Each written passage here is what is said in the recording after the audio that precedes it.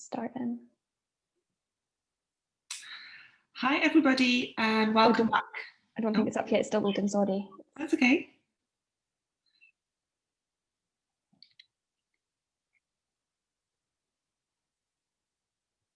Okay, that's it.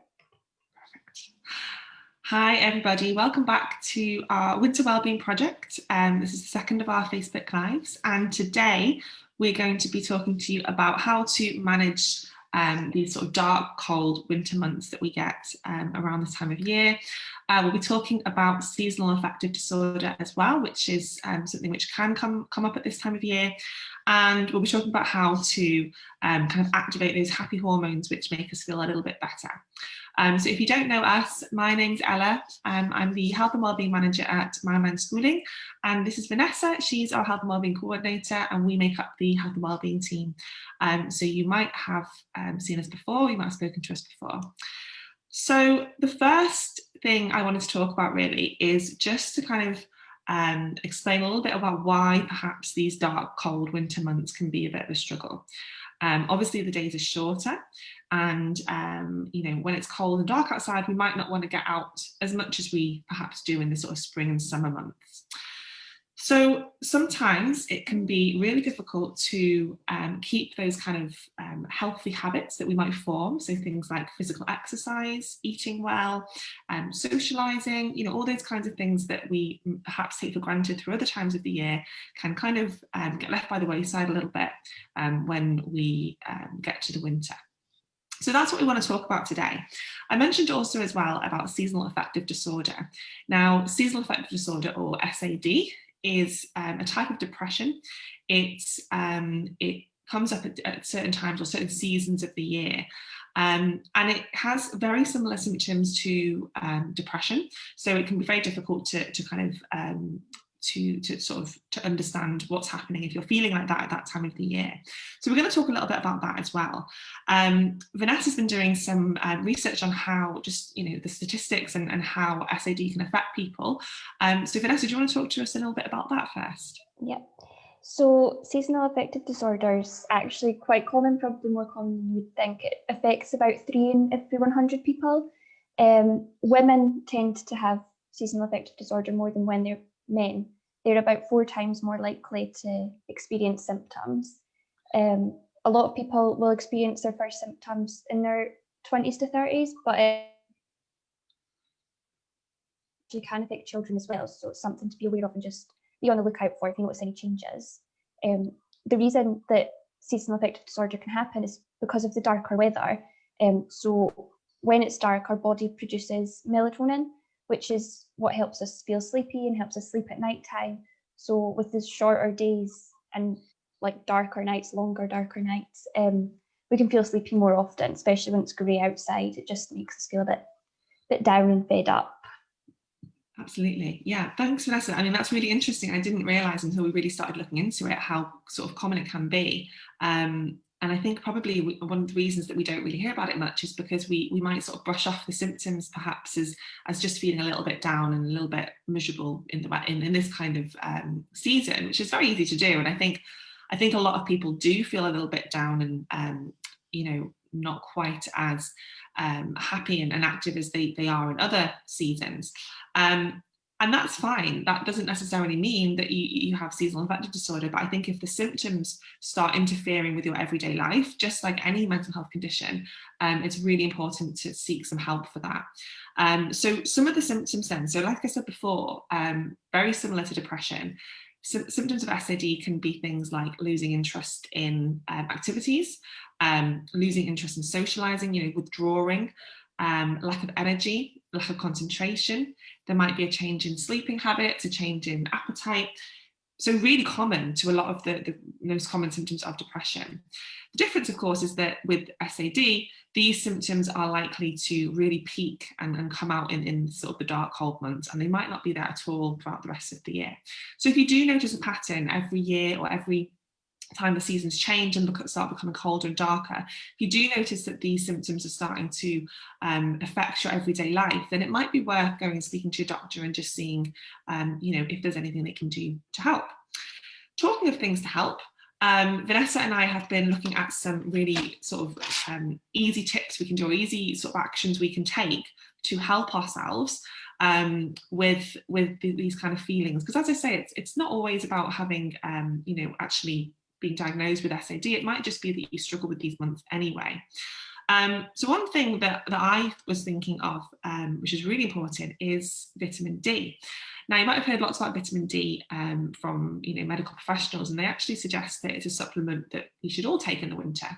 And that's because we often lack that when in the cold winter months, when it's dark outside, we're not getting the vitamin D from the sunlight. Vanessa, did you have any other ideas about how we can sort of manage these symptoms? Yeah, so I think a really good one is to make use of the natural light when we've got it. So it is like a really short window during the day just now, but even going out for a walk at lunchtime, or maybe even just sitting in the garden to have your lunch, or sitting in a park, just to get that natural light when you can. If you do have to be inside, it's a really good idea to sit next to a window, just so it's, the sunlight's still getting to you and you're still feeling some of the benefits of that. Absolutely, yeah. And that's actually a good point. I was thinking of this the other day. At the moment, we're getting up in the dark, and very often you're finishing your working day in the dark as well. And so, it's very easy to go the whole day really without actually seeing natural light. If you're very busy, if you don't manage to take that break at lunchtime. So a really good idea, as you say, is sitting by the window, because even if you don't quite get out for that walk in your lunch break, at least you're getting that kind of natural light. And it does make you wake up a little bit, and it makes you just feel a little bit brighter, I think, rather than sitting in the dark.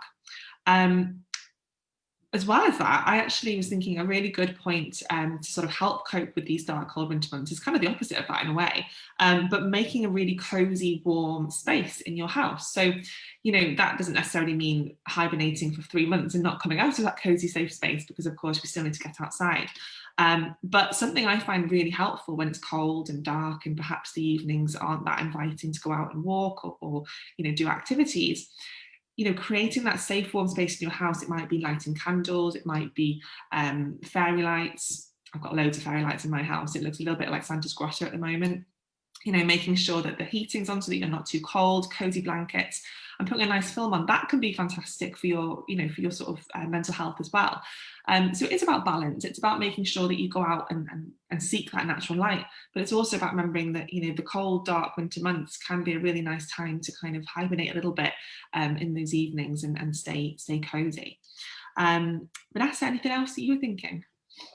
I think as well, so when we're happy, our brain sends out different chemicals. So there's the few obvious ones is like dopamine, oxytocin, endorphins, and serotonin. So endorphins, everyone will have heard of. It's when you're exercising. That's when all these endorphins like flush your body, and it does just make you feel awake and happy. So that's another good tip, is just doing some exercise. And even if you have to do it in the house, if it's cold outside, or just like running on the spot at lunchtime or something like that, just to wake you up a little bit. Absolutely. That's such a good point. I mean, there's actually even been research, hasn't there, about how people who suffer with sort of mild to moderate depression can gain perhaps just as much benefit from doing regular exercise as they would be from taking antidepressants, which is huge.